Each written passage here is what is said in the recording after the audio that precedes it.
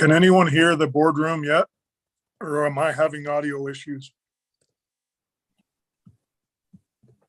Hey, Steve, I can hear you just fine. I don't think they've started yet. Okay, just double checking, thanks. All right. Going to go ahead and get started with our meeting. Yeah, okay. Yeah, When we're together to get some other business done, so I apologize for the delay in our meeting. Harmony asked me to mention that our microphone system in this room is rather sensitive and picks up a lot of sound. So if we could be cognizant of that while we're having conversations during the meeting, we really appreciate that. Thank you, everyone. We'll go ahead and get started. Welcome to the UPD meeting, one of our most important meetings of the year, as we'll be entertaining and adopting our annual budget. We'll move on to item number 2 and see if there's any public comment in the room. Seeing none. Harmony, is there any opportunity online today? I don't have anything on the Zoom call, and we don't have it set up for online comments. Wonderful. Thank you very much. All right, we will move on to item number 3. We have Under Sheriff Jake Peterson. I know the sheriff is out of town. I spoke to her last evening, and we'll turn the time over to Under Sheriff Peterson. Madam Chair, I'll just be brief in a quick update for the last month. One of the major events that we had was our annual awards banquet. And as we looked past it last week, I didn't have the opportunity to attend that banquet. It was something that I'll really miss as I look back, because I have an assignment from the sheriff to go somewhere else, because each year it's an opportunity that we see our team honored for their great accomplishments. There was always tear-jerking moments and moments to clap and moments to cheer and smiles that last on your face all day long. And it's those smiles that you really can't even recognize sometimes until later on. You just find yourself smiling in the car because something you remember that was read at the awards banquet that just touches your heart. It really stays with you. We were honored to recognize cadet teams and canine teams, detectives and patrol officers, commanders, civilians, supervisors, chiefs, volunteers, citizens, many state, local, and federal partners, and even a state senator. All of them for their heroism, their ingenuity, their creativity, their willingness to roll up their sleeves and just get to work for the citizens that we serve in the UPD. We're just deeply grateful for the cut above work that they've done throughout this last year, and we look forward to all the great work that they'll do moving forward. We just couldn't be more proud, and I can't imagine anything more fitting to give an update on the board in a public meeting and say we love our UPD team and they're our family, and we're proud to be a part of them. So thank you for all the support that you give that makes the work possible, and that's my update for sure.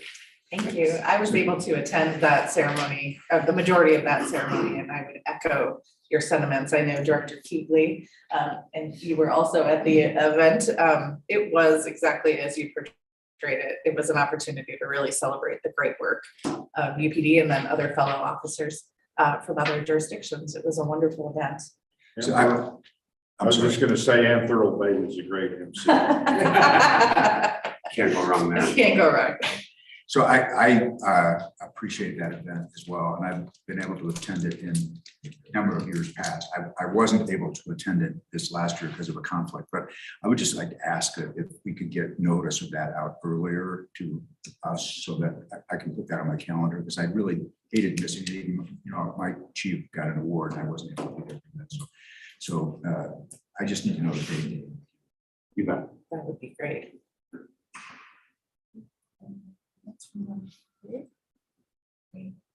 Thank you, Under Sheriff. Thank you. Next item on our agenda is the acceptance of donations. Chief Mazrin. Madam Chair, just a couple quick items here. Well, just one. First on the donations related to what the Under Sheriff was speaking of. The Salt Lake Honorary Colonels Organization gave us a donation for $3,000 for senior packet.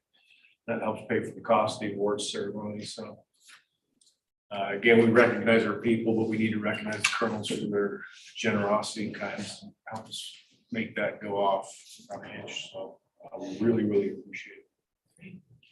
I'll entertain a motion from the board to accept that donation. Move to approve. Thank you. Second. Wonderful. Carolyn, got it. First and second, all in favor, please say aye. Aye. Any opposed? Okay, hearing none, that's been accepted. We'll move right on swiftly through the agenda today. Chief, you have the approval of surplus. Yes, ma'am. In your packets, you see we only have one surplus vehicle this go around, 2015 Ford F-150. Just along with that, our fleet management's doing a great job at a very challenging time right now in terms of acquiring and surplusing vehicles, so we appreciate their efforts. Take a motion. Make a motion for accept resolution number 22-06-01, resolution of disposition of specific fleet vehicles. Second. Second. Thank you, Mayor. All in favor? Aye. Any opposed? Wonderful. Thank you. Thank you. All right, we will move on to item number 6, which is our Budget and Finance Committee update. Director Keatley. Very short, because we're going to be talking about all of those things that we met. So we had our financial committee on June the 7th.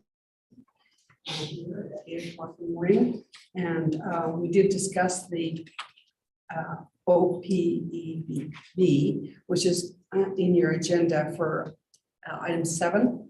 We also discussed the 2021-2022 budget amendments, which is number 9 in our agenda for today. And we spent most of our time on the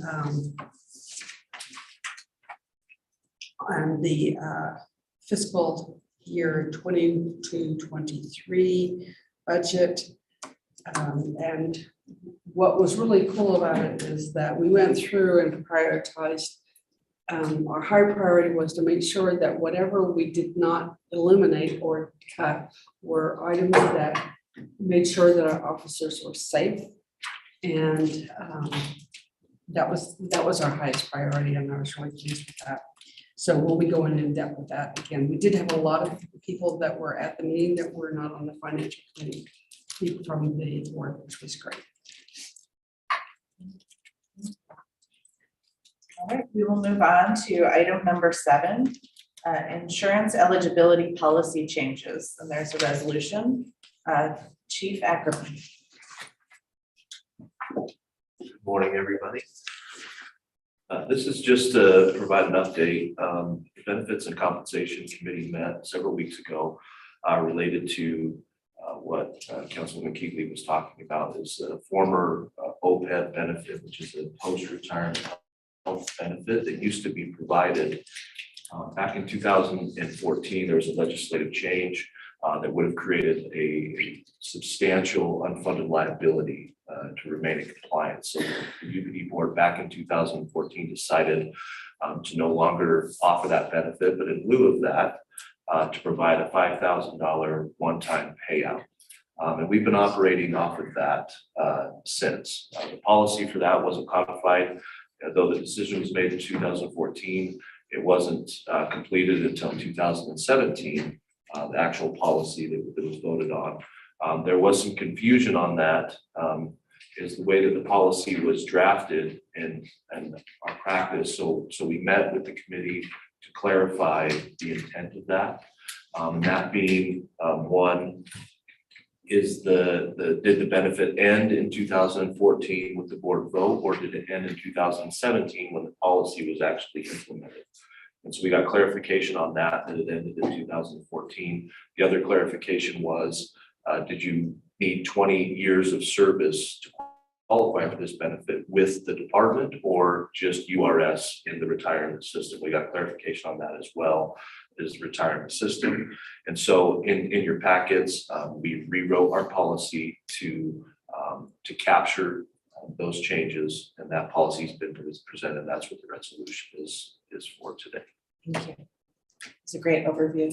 Mayor. Yeah, Chief, I just want to say, I mean, I think that where we landed on this in our committee meeting was a resolution that is acceptable to labor, that's fair, and that, you know, it's good to clarify the ambiguity and know what we've got going forward. So. Any further comments or questions from the board? Seeing none, I'd be happy to entertain a motion.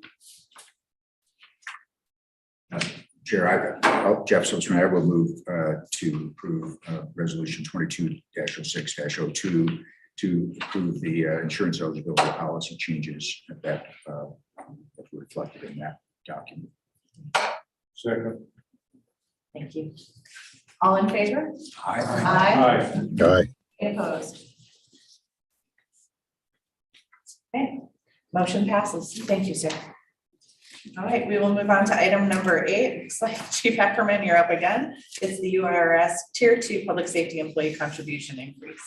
I'm going to be stealing a bunch of time for the meeting today, so I appreciate you bearing with me. With this one, the attached resolution authorizes the UPD to pick up. There's going to be an increase in the current rate for the Tier 2 employees. It is going from 2.27% to 2.59% on July 1st. There's no budgetary impact on this from what we've already budgeted, because when the Tier 2 system came out, the department and the board decided to fully fund that at the same cost of what a Tier 1 officer would cost. What we were doing instead is paying the lower amount to URS than what we were paying for Tier 1, but we took approximately 10% difference and we contributed that into the members' 401k accounts. We've been doing that. And so with this increase, the resolution is that we're going to continue matching the same amount as for the Tier 2 that we are with the Tier 1, but we're going to contribute the higher percentage change July 1st. To URS, but then that amount will be subtracted from the amount that we're contributing to those members' 401k accounts. That's the intent of this resolution. Any comments or questions from the board? Hearing none, I'll entertain a motion. Quite rude today. So Jeff Silverman, I'll move to approve resolution 22-06-03 of 2022 to approve the UPD picking up the URS Tier 2 Public Safety Employee Required Contribution. Thank you. Second. Thank you, Mayor Daly. All in favor? Aye. Any opposed? Wonderful. Thank you, Chief. Thank you. Moving on to item number 9. These are the 2021-2022 final budget amendments that Director Keeley referred to from our Finance Committee. Lisa, thank you. Oh, and Under Sheriff. Excuse me. Any questions? So as we talked about in the committee, those of you who are either on the committee or attended, I mentioned that the final budget amendments are kind of my cleanup to the different departments with many reclasses between line items, and that I do for future budgeting in mind. So to help us budget more carefully and more accurately in the future, to know exactly what budgets we needed based on our spending needs. So most of these line items throughout the general fund and even through the precinct funds are those line item adjustments. In the general fund, we did receive an additional donation from the honorary colonels that was presented. We received also from the use of committed fund balance throughout the whole budget in order to cover the termination payouts. And if you'll remember from our presentation with the audits, our committed compensated absences, we have committed fund balance in anticipation of paying out termination pay. So those monies are brought into the appropriate funds. And then in Salt Lake County, we had also some additional reimbursements for extraditions. So we increased the revenue line along with the associated expenditure line for that. The lines that are highlighted in blue throughout are those items that are not the reclasses within departments, so they really stand out. So I did that for your benefit, just so you could recognize the differences. Any questions about these?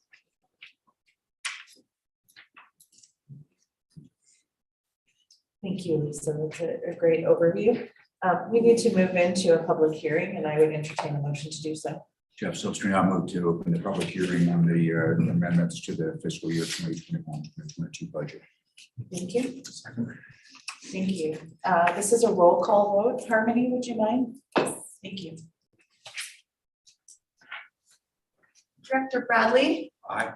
Director Brems. Aye. Director Daly. Aye. Director Flint. Director Keegley. Director Litvak. Aye. Director Olson. Aye. Director Peterson. Director Prokopis. Aye. Director Silvestrini. Aye. Director Stevenson. Aye. Is there anyone from the public who would like to speak to the 2021-2022 budget amendments? Seeing none, I'll entertain a motion to close the public hearing. So moved. Second. I have two motions and a second. All in favor, please say aye. Aye. Aye. Aye. Any opposed? Great. We will close the public hearing and move on to board discussion. Are there any questions from the board as it pertains to these amendments? If not, I would entertain a motion of approval. Move to close the public hearing. We already closed the public hearing, Jim. It would be a motion to approve the amendments. Oh, well, then I'll make that motion. Thank you, as sir. well. Appreciate it. I'll second Thank you, Director Brems. All in favor? Aye. Any opposed? All right, that passes. Thank you, Lisa. All right, our next item is item number 10, which is our fiscal year 2022-2023 pay scale. And Chief Ackerman will be giving us an overview. So the pay scales that are in your packets are based on the board's direction and the approval of the budget increases to encompass the cost of living adjustment, surgical market adjustments for the sworn and the civilian pay scales. So the attached pay scales reflect the recommended pay changes of a 5% cost of living adjustment for all employees, both sworn and civilian. It also encompasses the 2.75% merit increase for those employees that are still in their STEP program. It also includes the surgical market increases as follows. There's a 5% market increase for all civilian members, a 3% market increase for lieutenants, a 1.5% for sergeants and officers, and a 1% for chiefs and captains. And those pay scales are attached, so you can look at those.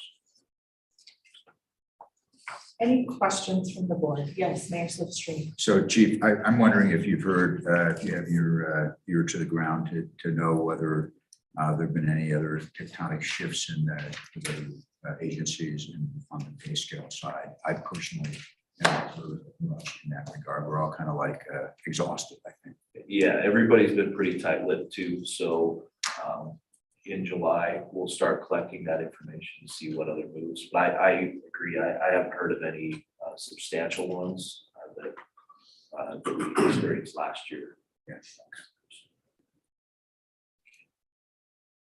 Any other questions or comments from the board?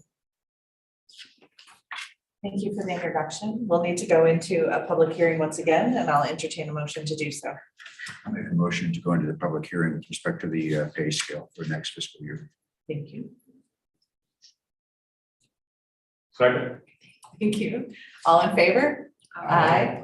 Oh, I'm sorry. This is a roll call. My apologies. Harmony? You caught me. Carrie? Director Bradley, Aye. Director Brems, Aye. Director Deli, Aye. Director Flint, Director Litvak, Director Olson, Aye. Peterson, Aye. Director Prokopis, Aye. Director Silvestrini, Aye. Director Stevenson. We are officially in the public hearing. Is there anyone here to make comment to the pay scale recommendations from the public that would like to speak? Madam Chair, I move to close the public hearing. Thank you. I'll second. Thank you. All in favor? Aye. Any opposed? Okay, Madam Chair, I move to approve resolution 22-06-05 adopting the pay scale for 2022-2023. second. All in favor? Aye. Any opposed? That passes. Thank you very much. I just want to say thank you to Chief Ackerman and to Lisa for the hard work on this. We did a lot of work on this at the onset of our budget process because I think we all know this has the most significant impact to our budget overall because of our staffing numbers. So I just want to thank you for taking the time and the energy to really work with us closely to move forward in a thoughtful, strategic, financially thoughtful manner. So. I think it also bears mention, to thank all the member jurisdictions in UPD that cooperated and were flexible with respect to their budgeting process to be able to do these surgical adjustments and give our officers a pay scale adjustment that I think satisfactory to labor, obviously, like or whatever. But at least I think we landed on some middle ground and this took every council all of this. It's a heavy lift. Thank you. We'll move on to our next agenda item, which is the adoption of the FY 2022-2023 UPB budget. And we have Lisa and Under Sheriff Peterson. Okay, thank you. The tentative budget was, the balanced tentative budget was presented to the board at the May meeting. Since that time, the Finance Committee did meet and discuss and suggest a few changes. You have that in your packet. It's a one-page overview that amounts to a total sum of an additional $41,000 to shared services. It includes the following 6 items. An increase to the overall budget. Again, these will be allocated to each member according to the sharing service or the sharing formula. $50,000 for ongoing officer mental health. $89,000 for the crossing guard incentive with a note that the county would not be included in sharing that since there are no crossing guards at all to the county or in the county that are not already included in townships or cities, our membership.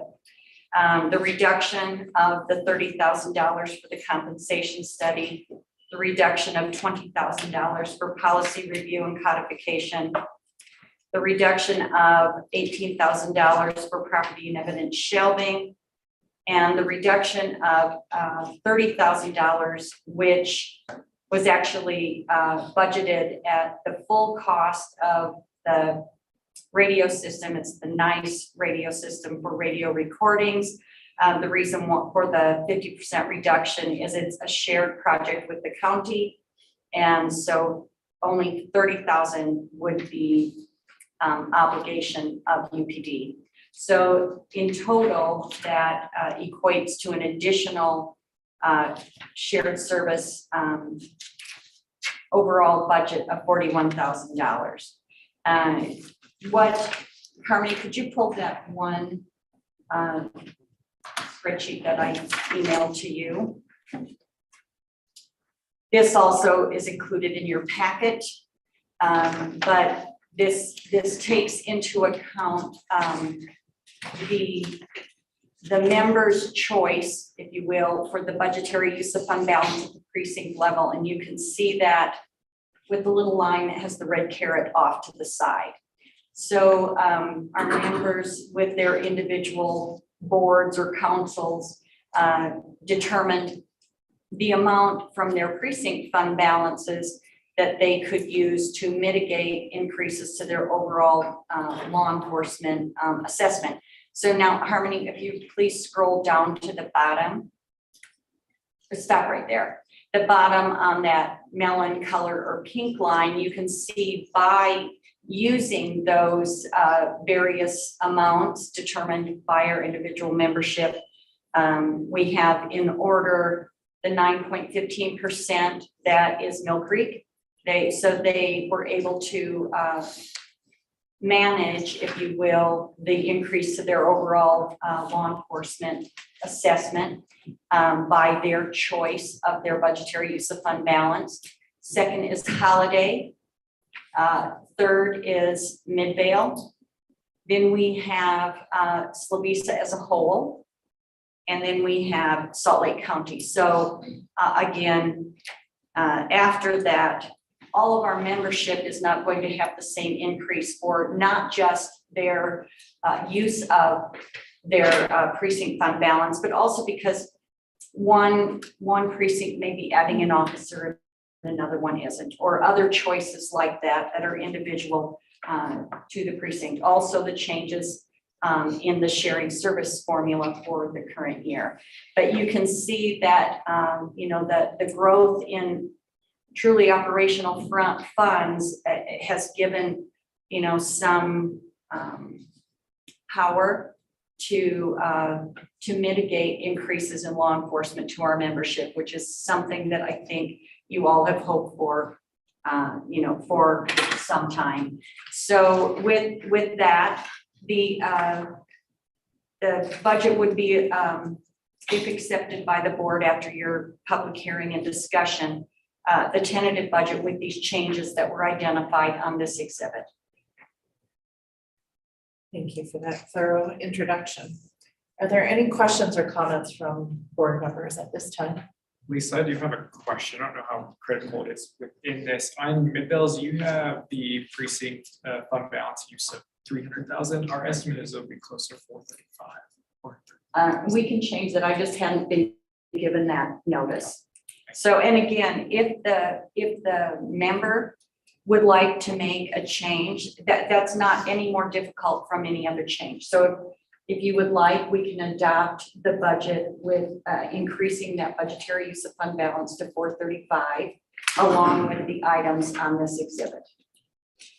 That would be an amendment in the motion to make sure it's on the record. Right. Mayor Stevenson, You know, I'll just to you to- to make that motion. Okay. I just have a brief comment just to remind everybody too that we do have a slight increase in the shared services piece, but I think it's important to note too that when we originally were considering this budget, we had a bifurcated budget in terms of we had three items in that were ARPA related that were about 600,000 at the request of Deputy Mayor Litvak, which I thought was appropriate. We did not want to consider ARPA funds because of the way various cities are using those funds. So we asked staff to move all that 600,000 into the shared services. So though we do have a slight increase, one of those items, the big item would have been the command post of 460 or whatnot. But it really is if you consider that 600,000, it's probably a net decrease of about 550,000 of what was originally. I don't know the exact numbers, but anyway, I just wanted to make that point that we blended those two together and considered them all at once. Okay, the other point that I would like to also bring out is that the majority increase in the budget as a whole, of course, is the COLA and the wages. We're a wage heavy organization because of what we do. And so the 5% COLA, which affects all of our employees, the 5% market for civilians, and then the surgical approach for the sworn would not only be applied at the precinct level, but also at the shared services level. So, you know, and all employees I know and administration are grateful for the board and member support in helping, you know, our employees keep up with inflation. However, it's important to remember that affects not just the precinct but it also shared services. And then the precinct level, they're much more sworn heavy, where the greater majority of civilians are in shared services, whether that's records, forensics, you know, administration and whatnot. So that larger 5% market for the civilians really is a shared services, you know, factor in this budget. The other thing I think is worth noting, at least that the department should understand, I suppose, as well as the public, as all of our constituents and taxpayers that fund this service, is that this budget actually, when you look at the amount for the fiscal year, last fiscal year or this fiscal year, actually reflects a mid-year adjustment, a sizable mid-year adjustment that we made mid-year that kind of took some of the sting out of the increase that we see in this budget. We're just doing a 5% COLA, but we did a substantial increase mid-year. But for the municipalities that are funding this in the county, this is actually a much bigger budget increase than what it looks like on this sheet of paper, because what we had budgeted in last fiscal year was augmented by various creative things that cities did or townships did. But we're bearing the full brunt of that and budgeting for this year to match those things. So I just hope everybody appreciates that this increase really is bigger than it looks on this paper. Because of that annualization of the mid-year. Correct. Thank you for pointing that out. I think that's important. Mayor Stevens. Well, I know, so going back to the committee meeting that I attended, really appreciated everybody's conversation there. To Mayor Silvestrini's point, this budget still is unsustainable for us. Where if we look at this point last year, we're at almost a 28% increase. So I am curious if there's been any more thought to other areas in the budget that could be cut back. And most of what we did was cut one-time funds and came out with being an even higher budget than when we started after we added in ARPA.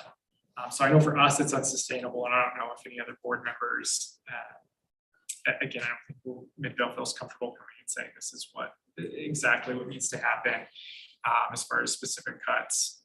But I am curious if the board has any other thoughts, or Lisa as well. I do have just one comment to that, and that would be, Harmony, if you could go back to that spreadsheet and scroll, leave it about at the place where the frame is on right now. The bottom gold color that has a red X to the side, well, not the very bottom, but up in the table, that shows the 2021-2022 budgetary use of general fund balance. That is the biggest reason for the increase to member assessments for the upcoming year.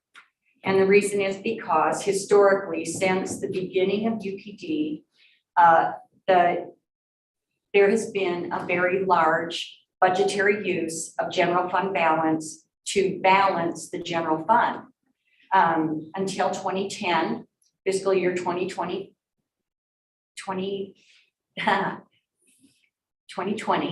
when the precinct funds were created, all of our law enforcement services, precinct shared services, everything except the buying of the fleet was included in one fund. There was the accumulation then of the growth in fund balance that is now happening at the precinct level was included all in one fund. That has now been stripped away from the general fund to give more local control. However, the practice of continuing to budget a very large balancing number was not sustainable to shared services any longer. And so you can see from the gold line just above that, for the upcoming budget year, at this point, there is no general budgetary use of fund balance because there isn't that fund balance left available after we have actually used fund balance over the last 3 years. So the largest increase to the members is eliminating a discount or credit to the law enforcement assessment they would have previously received if there had not been a budgetary use of fund balance of that size in the general fund. I just want to make sure everybody does understand it's not only representative of increase of cost or COLAs or gas prices going up. The biggest difference in this case is the reduction of a discount to the services received. Any other conversation?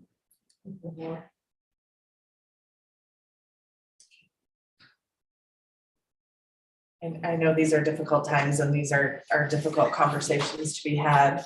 I guess from the perspective of I'll speak on my perspective as it relates to this budget. Public safety is the top priority of Salt Lake County.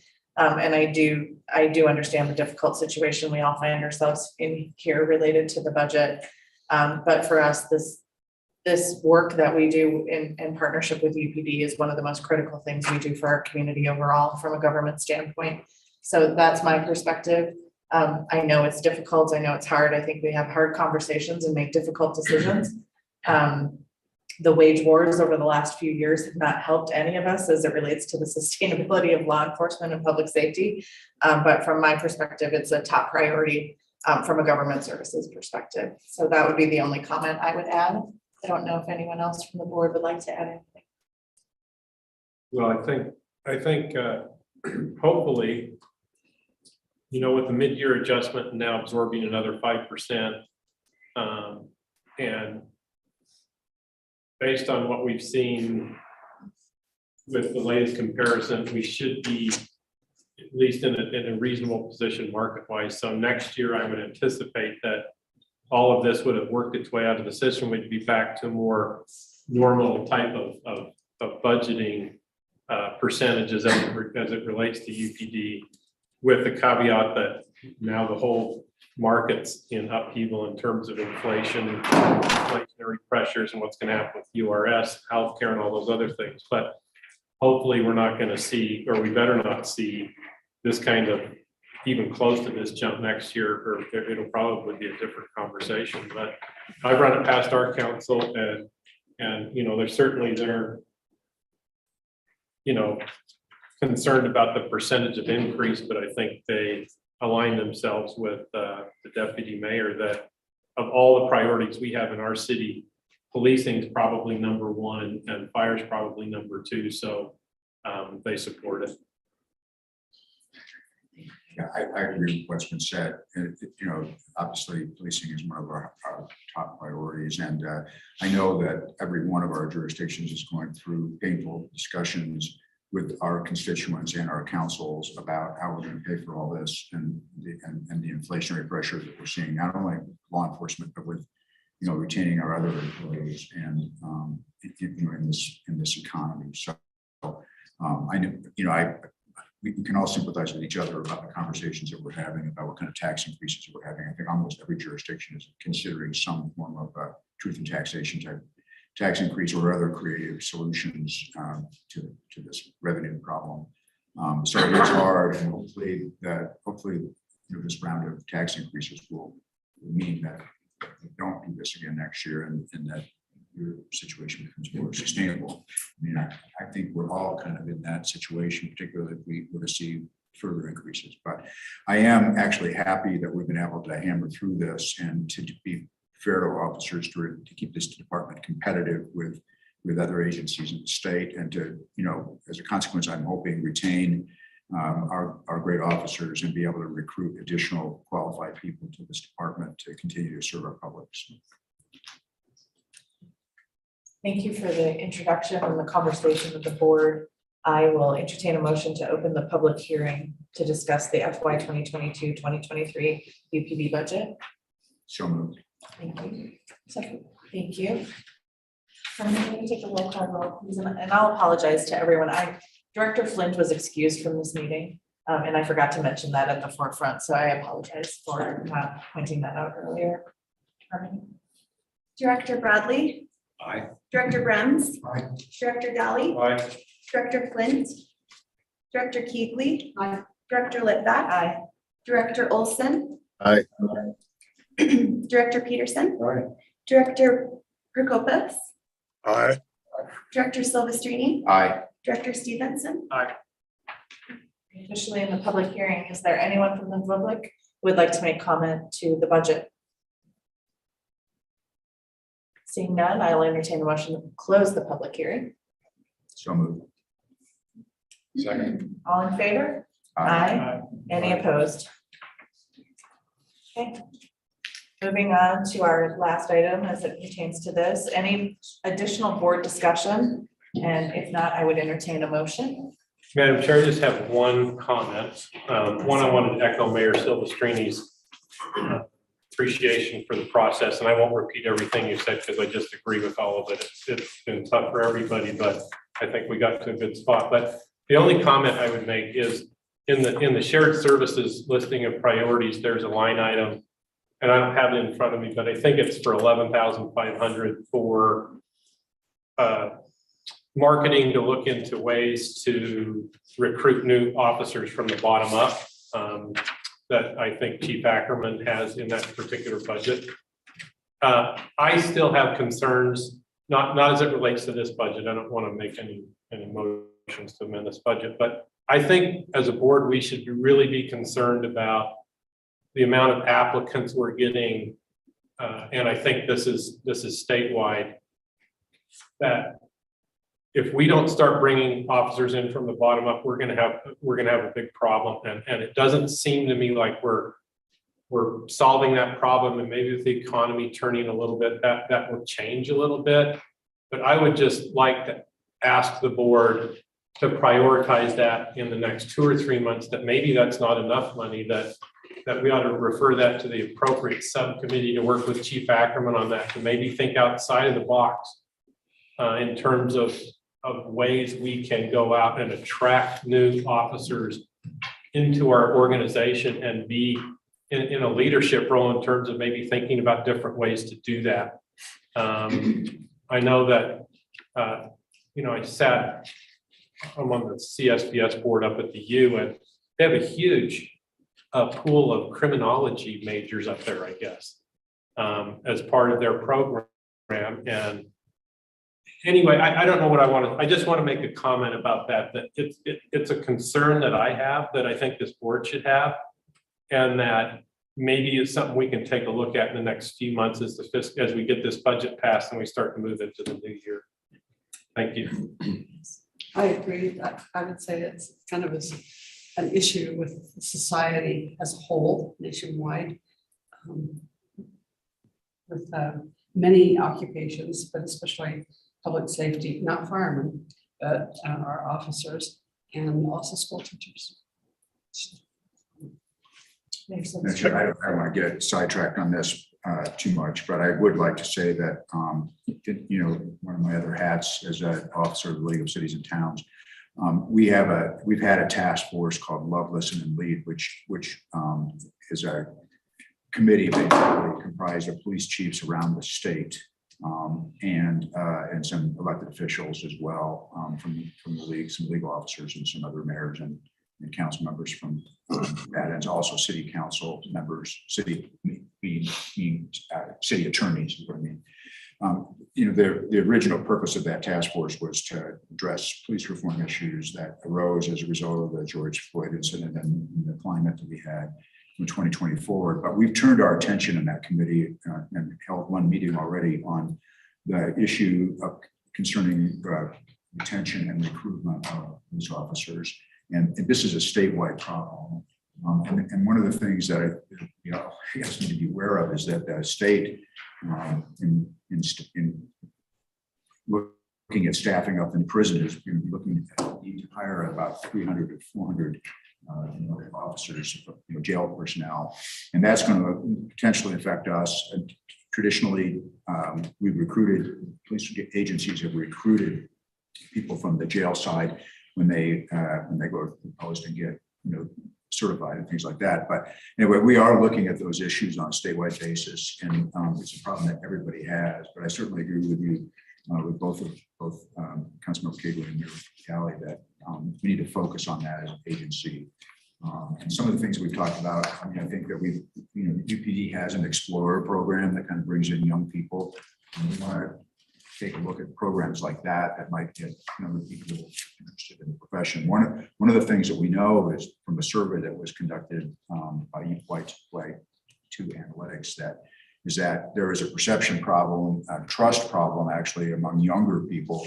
Younger people are less likely, according to the survey in Utah, to trust the police than older people. And that I think manifests in difficulty in recruiting that pool of people, which is where we need to recruit from to get brought into the organization. So we are going to be looking at this, and I think that it's appropriate for UPD to be looking at it as well. But I'll report back and keep close on that with community and staff and all that about things that we might go do to improve our posture with respect to recruitment.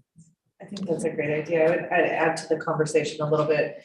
We have this same issue in our behavioral health services with social workers and others, and we've had some success working with the University of Utah on partnerships to try to, upon graduation, bring people into the field in ways that are filling some of the gaps that we have in that critical area as well. So Mayor Silvestrini, maybe perhaps that's something that the committee, excuse me, could discuss. That's been partnerships through legislation at the state and other opportunities. So I just throw that out for conversational purposes to consider.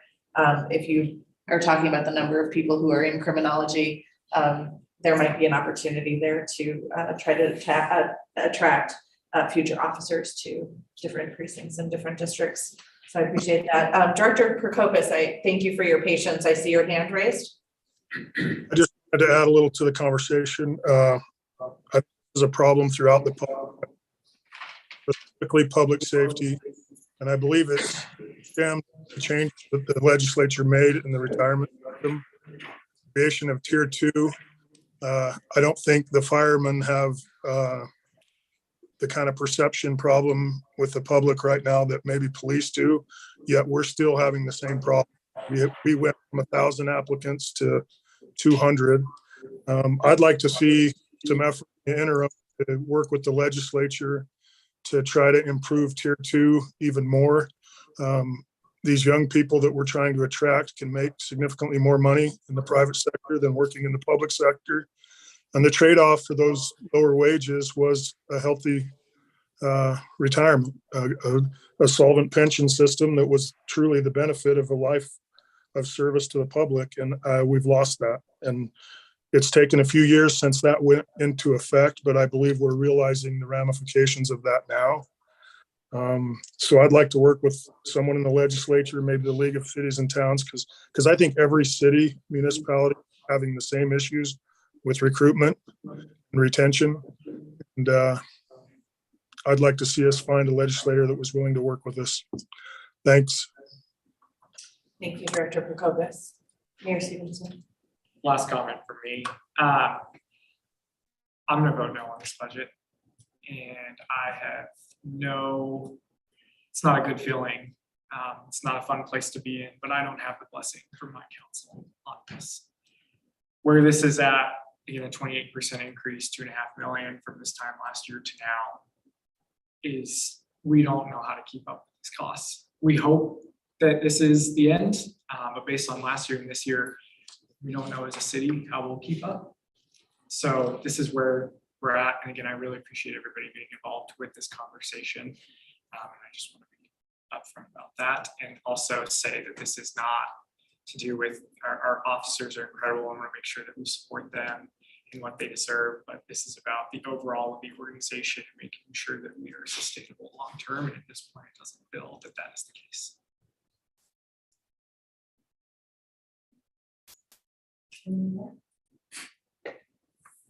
Not even entertain a motion. Madam Chair, I'd make a motion to approve resolution 22-06-06, adopting the FY 22-23 UPD budget. Second. One question, do we need to make an amendment to the budget as it relates to your fund balance, or if you're voting no on the budget, do you want to leave it as is? I'm good either way. it can be amended. We can another time. certainly add it in or we can amend it later, either way. Dally, will you amend your motion to include the 435,000? fund Yes, I'll balance? amend my motion to approve the 22-06-06 adopting FY 2022-2023 budget with the change of the fund balance for the Midvale precinct moving from 300,000 to 435. 435,000. Thank you. Do I have a second? Thank you. All in favor, please say aye. Aye. Aye. Any opposed? No. Okay. Budget passes. Thank you. We will, and I just want to take a quick minute to thank Lisa and all of the staff at UPD. I do know how much work this is. I know it went rather smoothly and quickly today.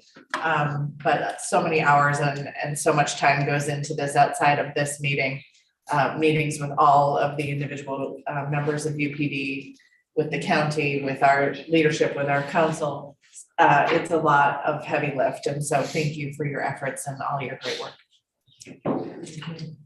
And I'd just like to say, I mean, I'm sure that there'll be further conversations with Midvale, but I'd like to ensure that finance staff meets with them and tries to see what to address their concerns and see if there are things that we might be able to suggest that would make this sustainable for them. I mean, we're interested in making sure that every community, and we have to compromise and we have to move forward with the budget. We also need to, you know, attempt to make sure that each member gets the attention they need to try to make support for them.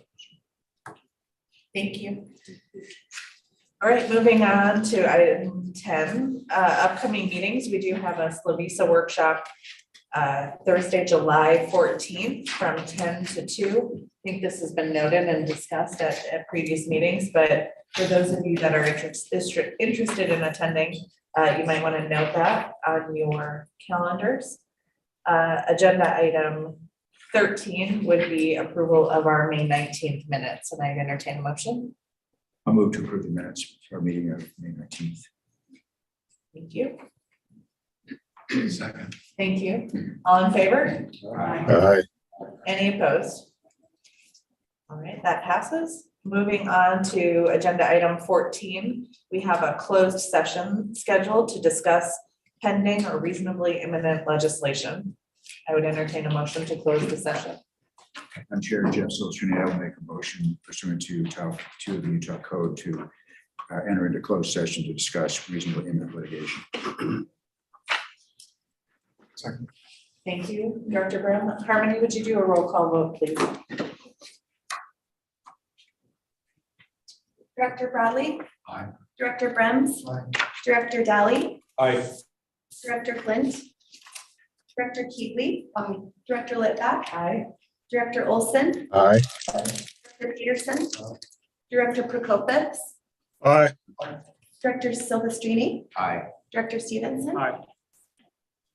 Thank you. We'll move into closed session and we'll pause for a moment to clear the room to the appropriate staff.